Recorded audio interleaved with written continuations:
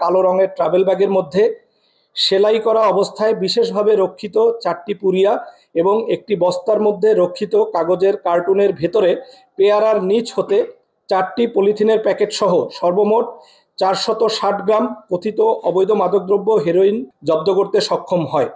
CPC 3 RAB 14 কর্তৃক অভিযানে 400 গ্রাম কথিত অবৈধ মাদকদ্রব্য হেরোইন সহ মাদক কারবারি মোহাম্মদ তোহর আলীকে গ্রেপ্তার করা হয়েছে।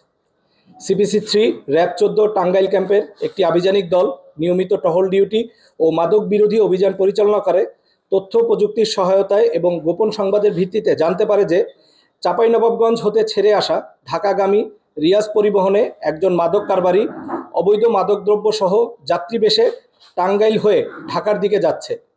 প্রাপ্ত গোপন সংবাদের সত্যতা যাচাই ও আইনগত ব্যবস্থা গ্রহণের জন্য টাঙ্গাইল কালিহাতী থানাধীন এলেঙ্গা বাসস্ট্যান্ডে পাকা রাস্তার উপরে চেকপোস্ট স্থাপন করে গাড়ি তল্লাশিকালে উক্ত চাঁপাইনবাবগঞ্জ হতে ছেড়ে আসা ঢাকাগামী রিয়াজ পরিবহন চেকপোস্টে আসা মাত্রই সিগন্যাল দিয়ে বাসটি থামিয়ে সন্দেহভাজন মাদক কারবারিকে বাস হতে নামিয়ে দেহ তল্লাশি করা হয়।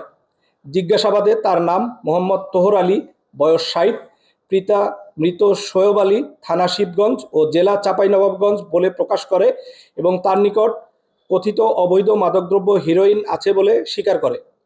তার দেয়া তথ্যের ভিত্তিতে তার হেফাজতে থাকা কালো রঙের ট্রাভেল ব্যাগের মধ্যে সেলাই করা অবস্থায় বিশেষভাবে রক্ষিত 4টি পুরিয়া এবং একটি বস্তার মধ্যে রক্ষিত কাগজের কার্টুনের ভেতরে পেয়ারার নিচ হতে 4টি পলিথিনের প্যাকেট সহ সর্বমোট 460 গ্রাম কথিত অবৈধ মাদকদ্রব্য হেরোইন উদ্ধারপূর্বক গত 16/11/2025 খ্রিস্টাব্দ রাত 2:10 ঘটিকায় উপস্থিত সাক্ষীদের সামনে জব্দ করতে সক্ষম হয়।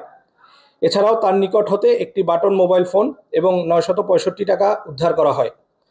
উদ্ধারকৃত কথিত অবৈধ মাদকদ্রব্য হেরোইনের অবৈধ বাজার মূল্য 46 লক্ষ টাকা।